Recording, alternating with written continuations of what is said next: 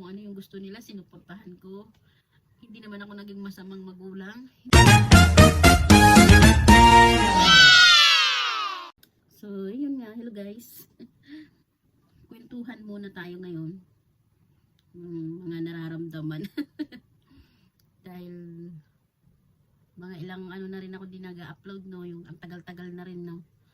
Kapag may ano ka talaga, may iniisip, nawawala ka na sa ano, sa baga yung ano, yung parang wala ka nang ganang, basta sa sobrang ewan ko ba guys, ang dami kong pinagdaanan, pero dati umiiyak ako, pero ngayon hindi ko na kamo maramdaman na nasasaktan ba ako. Minsan tinatanong ka rin, sabi ko, God, naging masama ba? Masama ba ang tao? O mali ba yung pamamaraan ko sa pagdidisiplina sa mga anak ko? Sa anak ko? Ganun. Yung isang kong anak ko kasi, dumalaw ng isang gabi. Siyempre may kasama. Kaya siya dumalaw dahil yung isa kong anak na si Michelle, mag-OJT siya sa Olongapo. Tapos syempre kulang kami sa budget, lalo nga na ngayong tag-ulan, mahirap yung trabaho dahil construction lang yung trabaho ng asawa ko. Lalo na ngayon yung trabaho nila ano, weldingin, yung nagbubuo sila ng bahay na puro ano lang, weldingin. As in wala talaga silang ano na semento ganun, basta puro bakal sila ngayon.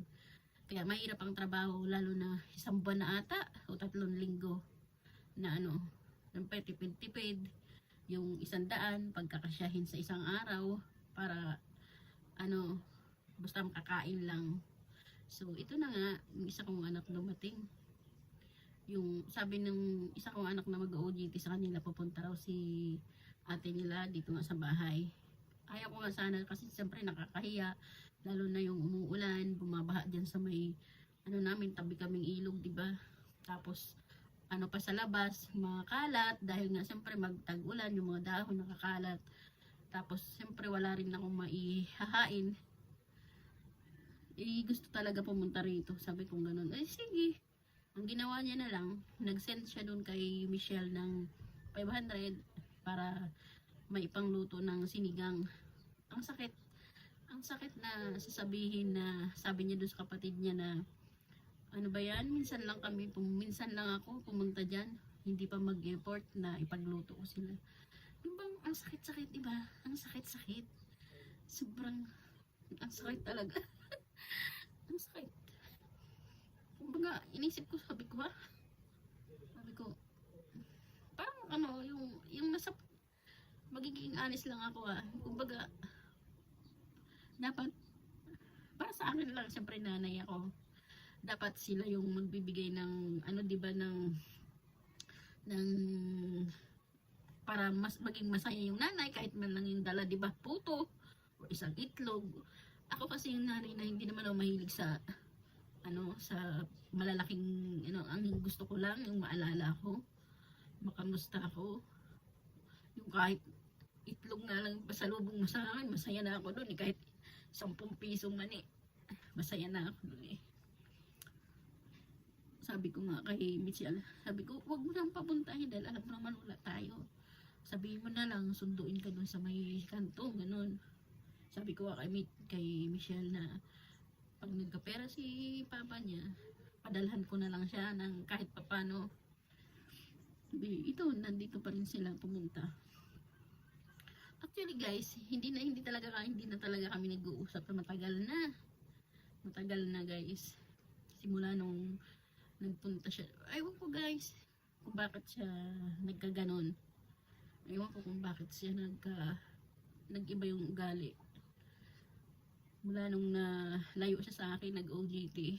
Ako kasi guys, buo yung tiwala ko sa anak ko, yung kahit nasa malayo siya, hindi ko siya kukulitin na una saan ka, bawal ka pumunta sa ganon, i-message mo ako kung saan ka pupunta.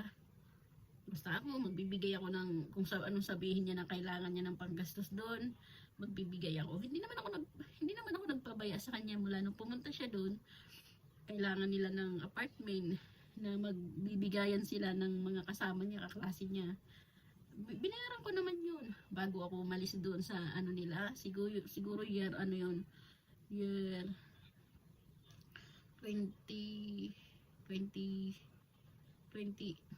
2021 o 2022, ganun, mga ganun guys. Nung nag-OJT siya, lahat dun, namili pa nga ako ng mga gamit nila dun, sinagot ko na nga yung map, yung ano, basta kasi excited ako na mapunta dun yung anak ko na mag-OJT. Basta ako guys, hindi ganun, hanggang sa bumalik na siya dito, tapos naka-graduate, hanggang sa nagtrabaho na siya doon. Nung una, nagpadala sa ng 3,000, 2,000 ata, yun, pero basta pinakamalaki 3,000, ganun.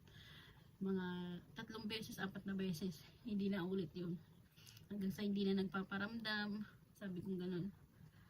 Hanggang sa, syempre nanay tayo, hanggang sa nagsasalita na ako nagagalit na ako kasi nga, parang, wala na akong pakialam, hindi na ako, itsupera na ako, yung, hindi niya na ako, wala na, parang, baliwala na sa kanya. Hindi ko alam, sabi ko nga sa mga ate niya, sabi ko kay Michelle, saan ba ako nagkulang? Mali ba yung naging maluwag akong nanay, na maging nagtiwala ako na humawak agad sila ng pera? Kasi mga scholar yung mga anak ko eh. Yun lang ang pinagmamalaki ko sa kanila, mga scholar sila kasi matatalino. Yung sahod nila sa scholar, sabi ko sa kanila yon. Depende na sa kanila yon kung magbigay sa akin. Masaya na ako doon. Hindi na nagkakaroon sila ng pera, nakakahawak na sila. Siyempre sarili na nilang yun eh. Bigyan nila ako sa hindi, okay lang. So yun na. Hindi na kami nag-uusap, hindi na ang tagal na panahon. Naiisip ko, bakit ako natitiis ng anak ko? Tinatanong ko sa sarili ko, saan ako nagkulang sa pagdidisiplina? Nagkamali ba ako ng pagtitiwala, na pagkatiwalaan ko sila na lumayo?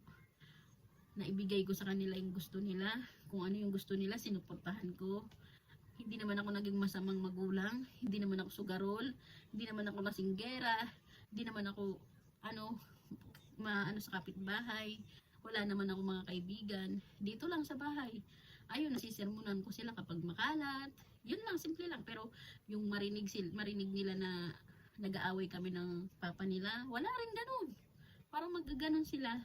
Kaya dito, ngayon lang ako nakakaintindi sa mga sinasabi ng ibang tao na, sinasabi na iba na, kung talagang ugali ng anak yun, kung talagang ugali ng tao yun na ganun, kahit na mabait pa siya sa umpisa nung wala siya, at nung nagkaroon siya, biglang sumama yung ugali, yun talaga yung ugali niya ng umpisa.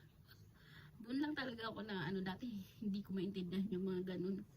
Pero kahit na ganun guys, hindi ko sila kunikwento kung saan, dito lang. Kasi hindi naman nila alam tong ko. Ayun si Michelle, ayun. Yun lang ang inaanak ko guys, sabi ko. Tapos nung nakarinig nga ako na ganun na salita, talaga yung yung sabi nga ni Michelle, pati rin daw siya naiyak na.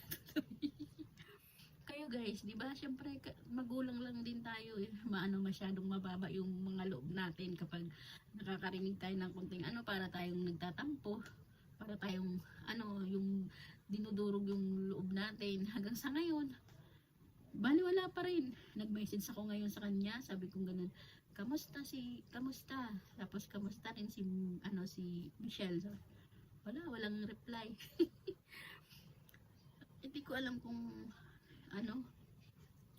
basta sa susunod guys, makikiusap ako sa inyo, paki-share or mag-comment man lang kayo para may makausap ako. At sa mga bagong mga kapanood nito, paki-subscribe at share din, para dumami naman tayo dito. Sa susunod ulit guys, part 2. Abangan nyo to guys.